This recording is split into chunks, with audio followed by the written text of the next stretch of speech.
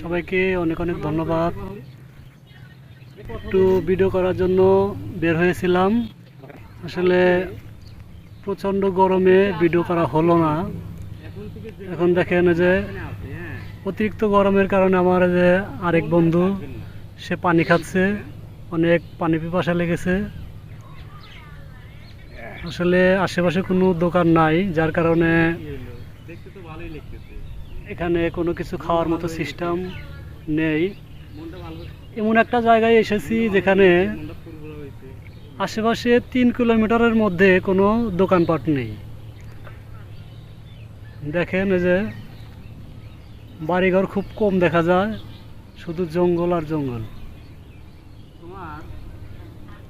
দেখেন আমার চারদিকে শুধু জঙ্গল। ওই দেখেন ওই যে অনেক দূরে দেখা যায়, সম্ভবত ওখানে